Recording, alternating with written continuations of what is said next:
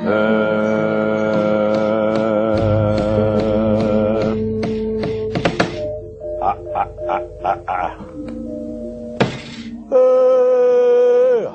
wilahing Mas Tumana Sitan skaring bawana langgeng Nun sewu mo pengendikamu kepeksa tak kat dhisik lupa ki ana ngendi kleru ku ana ngendi aku tok ket ki mau sing wenang derby sesebutan Hong wilahing Mas Tumana Sidan Skaring bawana langgeng iku amung panjenenganing para dewa iku wae sak temene wis dicarwakake wantah nanging munggo asline Om Awik Enam Astu tegese mugi rahayu sagung dumadi ya kowe mulang wong gerang ya kowe urung gareng ya wis nyemar tak kandhani kowe durung gareng iki aku wis nyemar kowe iku aja gampang nyaruwe wong gerang dupe aku tak anggap wong bodho ya anak pancen kowe tutur-tutur perkara kuwi gage aku arep takon kowe iki nadyan dumadi iki biyen dumadimu saka apa tak takoni gage Reng olehmu matur kudu sing mapan lho Reng marga pitakone Rama ki abot gumrapaku ayo dumadiku ki sono lantaraning Rama lan Ibu Rama ibumu ki sapa amarga kowe ngaku bapak aku ki amung bapak dengkulan sik piye ya istilah baru iki bapak dengkulan ki apa arep Rama ki anak pupon ayo pupu rak dhuwur ning mengisor tegese dengkul ora aku arep takon gareng kuwi mbiyen tumitahe jaman taun pira ana ngendi lan kowe iki anake sapa aku malah ora ngerti ki mo ambak aku menungso weruh-weruh ya dadi kaya ngene iki mbiyen iki aku anake sapa mukake yen pancen nyata Rama prisa aku diparingi dawuh mun aja sak ngayal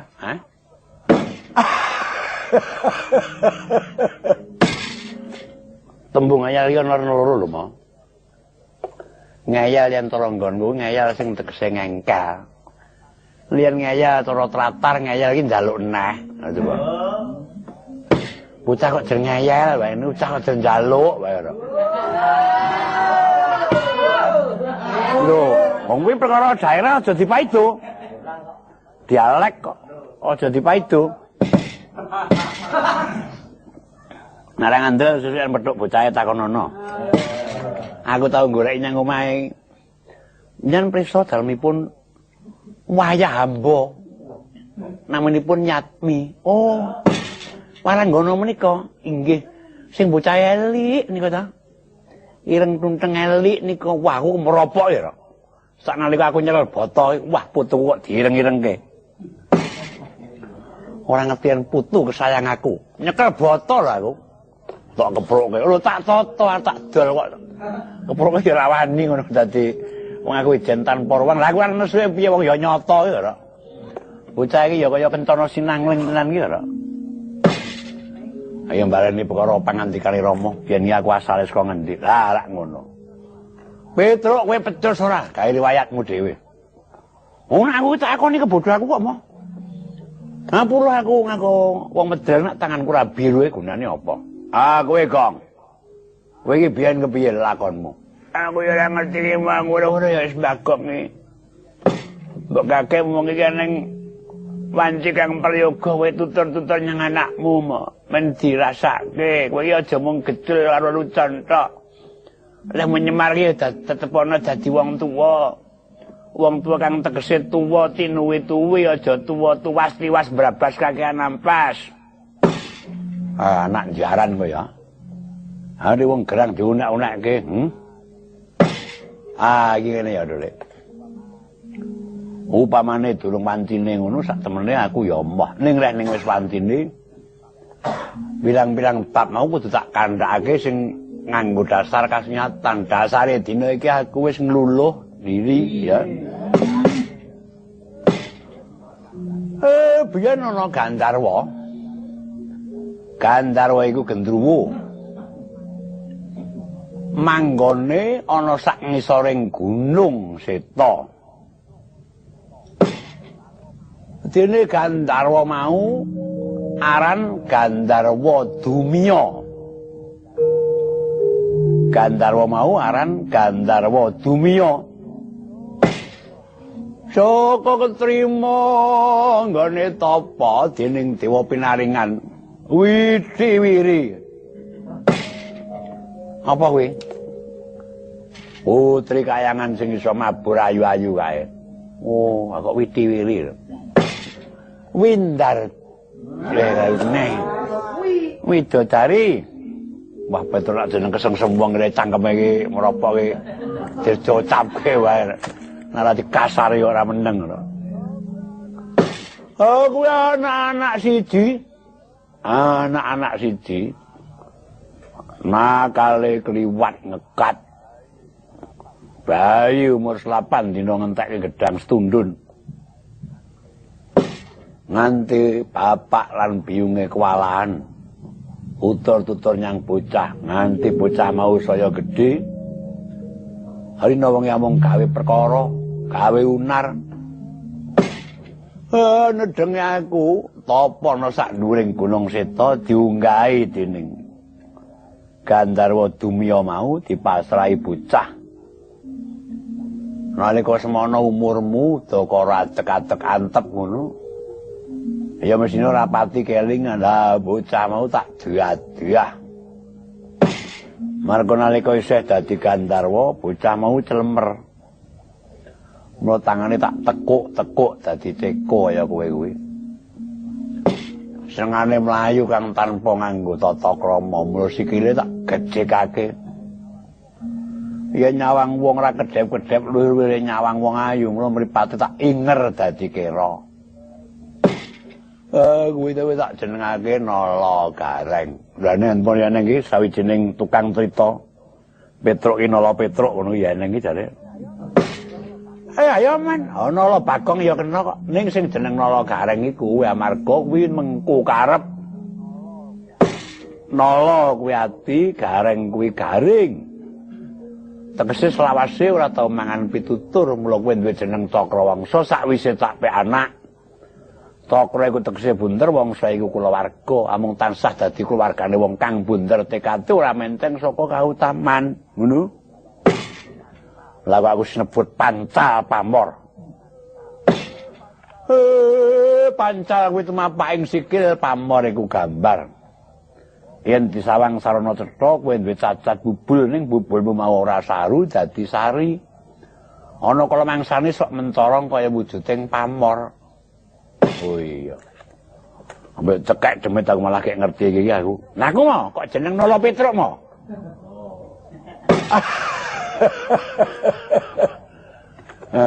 Bocah iki kowe ora nggo Nala. Petruk kantong bolong, ronggung jiwan, jregong jaya. Kowe biyen kuwi anake Gandharwa, ana Gandharwa jenenge Susena. Dene Gandharwa Susena mau duwe papan ana ing Parang Singgrong. Biyen daup entuk kerdil. Paisan mah. Masa nalika ya angel ning sesuk ya iso ngono perkara kudu tahan uji kuwi kok. Aja disengkake kabeh mau nganggo angon mangsa. Anjir anak-anak siji dijenengke Gandharwa Supatra. Lah kuwi ora umum, nakale nganti jagat tanpa timbang. Dipasrahake aku tak keplek-keplekke tak dudut sikile kabeh tak dadekke sarwa dawa. Irungmu dawa, janggutmu dawa, kala menjingmu dawa. Wetengmu dawa, udilmu dawa. Sikilmu dawa, tanganmu dawa, kabeh kang ana ing pirantimu dawa. Mula kowe jeneng Ronggong Jiwan upama dadekke loro mertanggung wujud siji iki sak temene kedawan.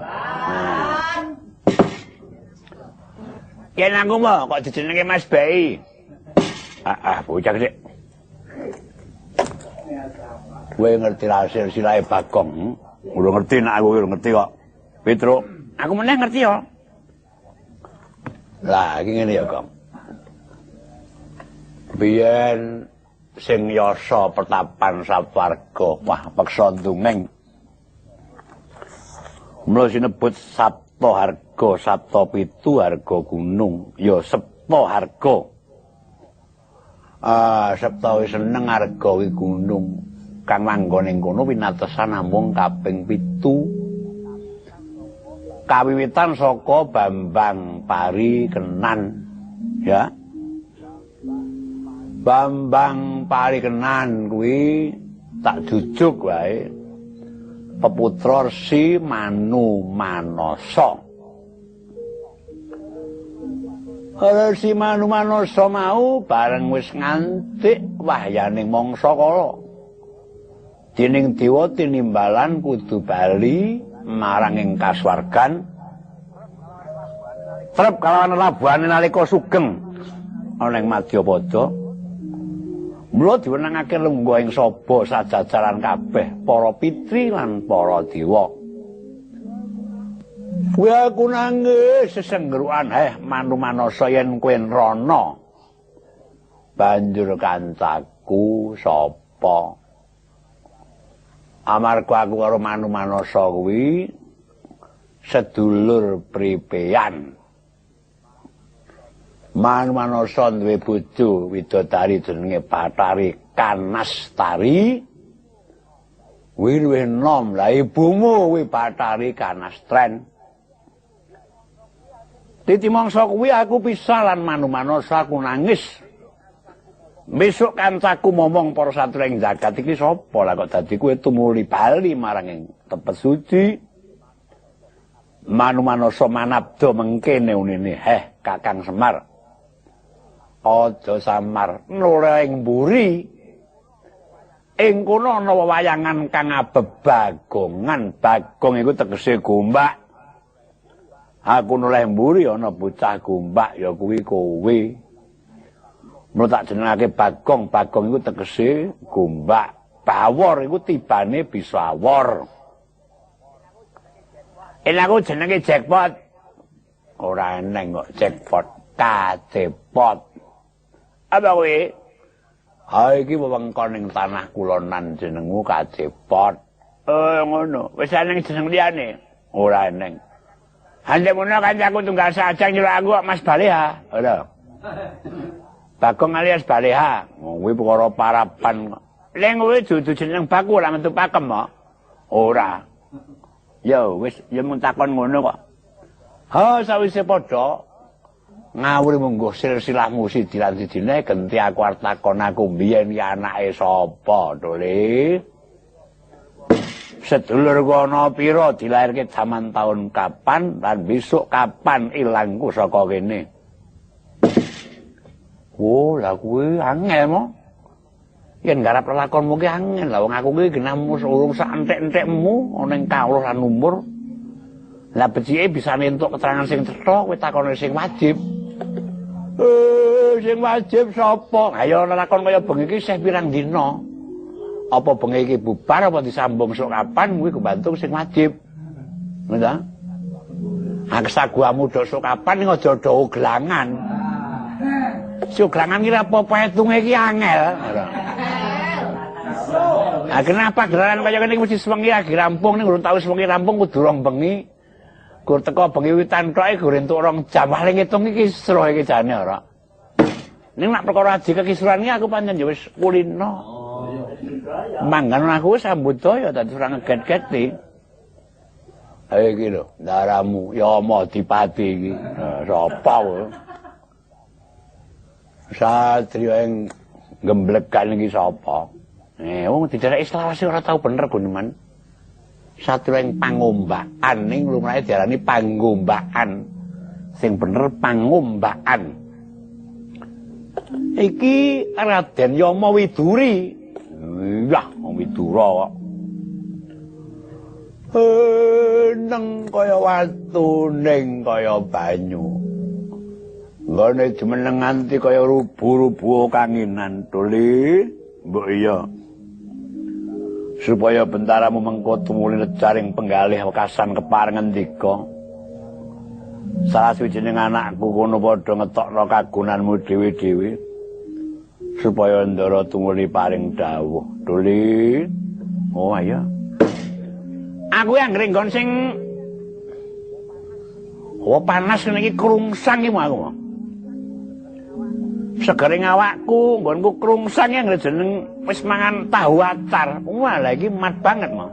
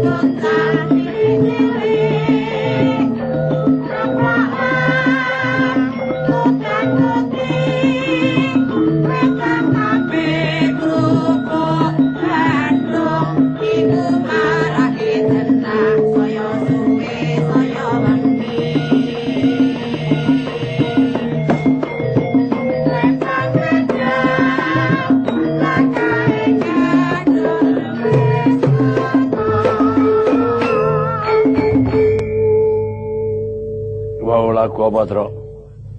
Lagu tahu atar. Yo tak takon sing nyuara ya.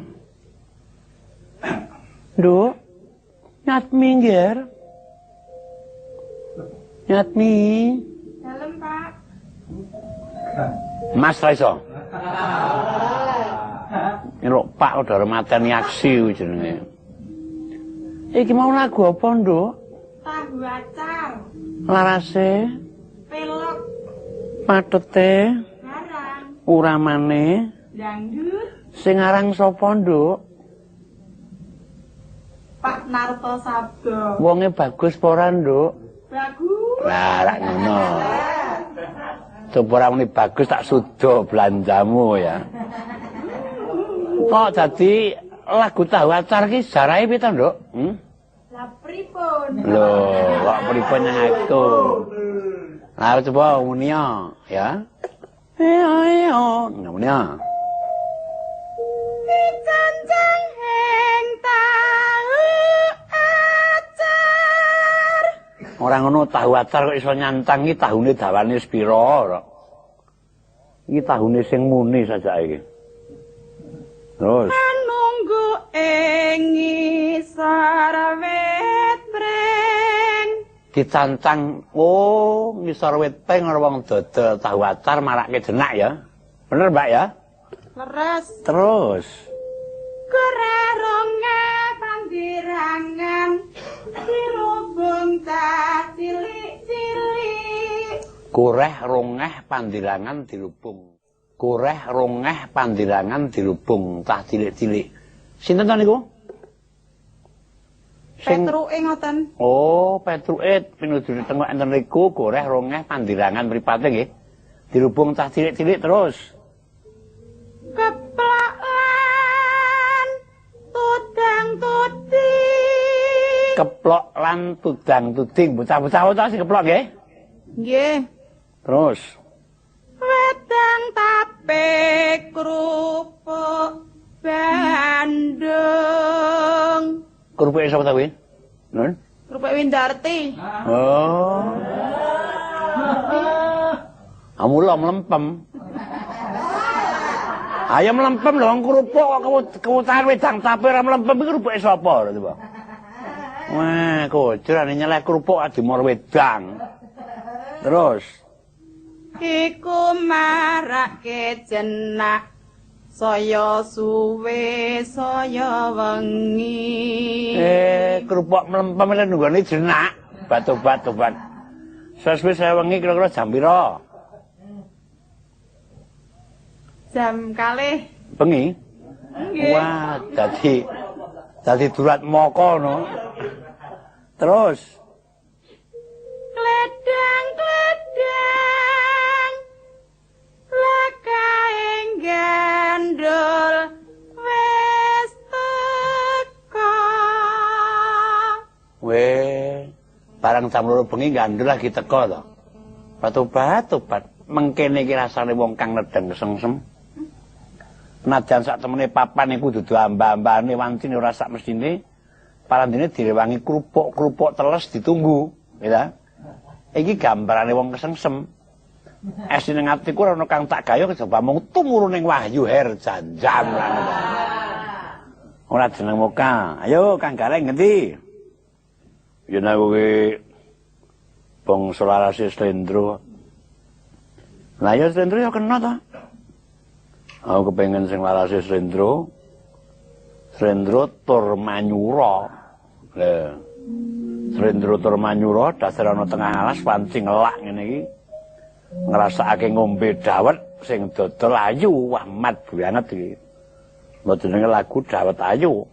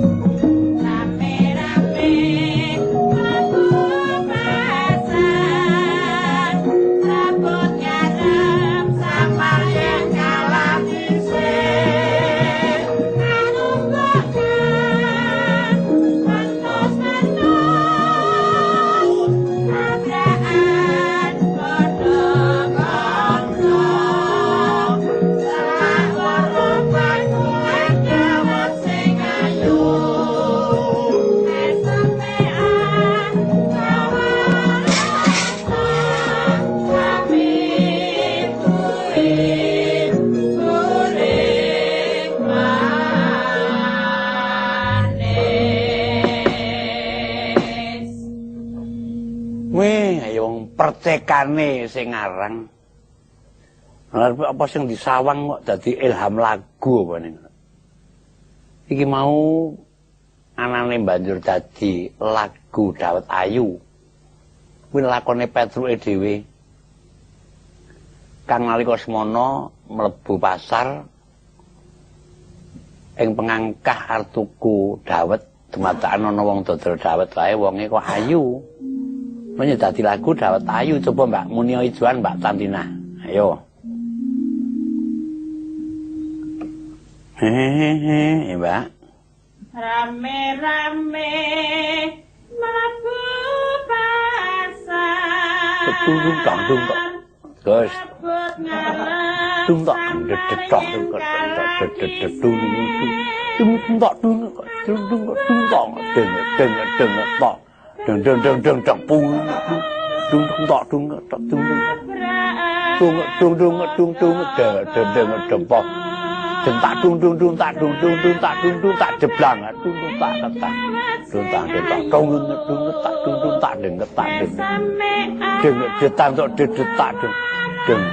tung tak gendong tudung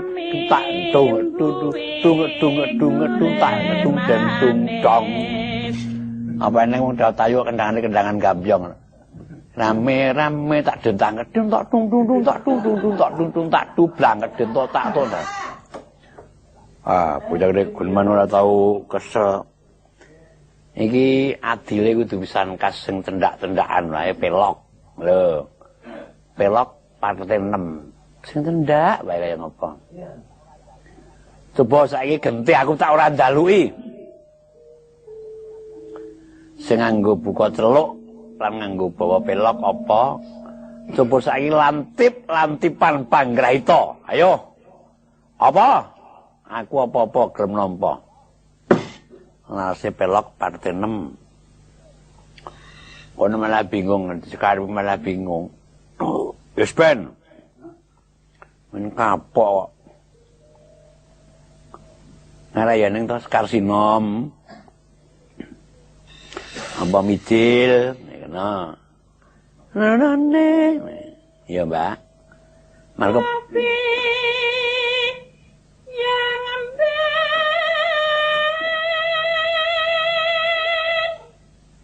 Gulen, ayo.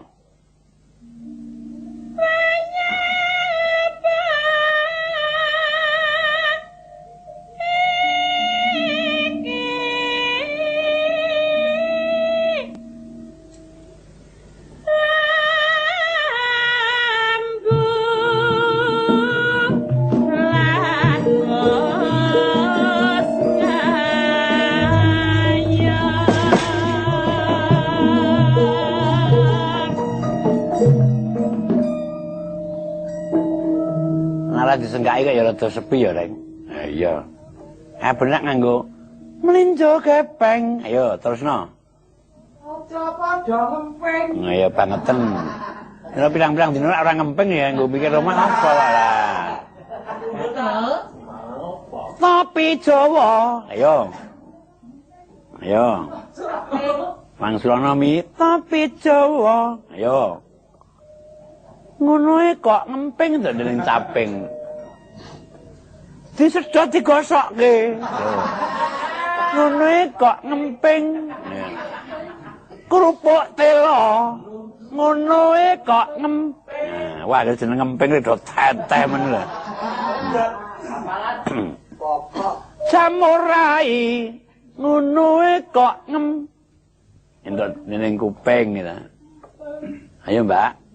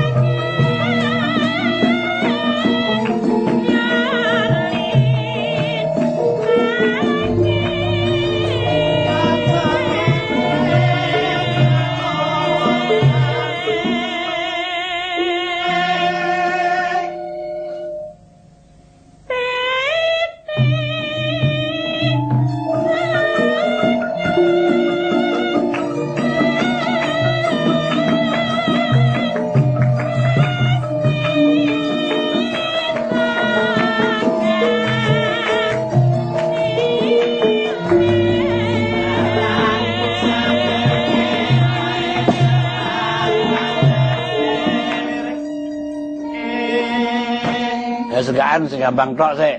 Blarak, ayo, Mas. Blarak disampirke mae saudara ngampirke. Nyuara karo jegang ora. Nyuara kok rong era ilok-ilok ora.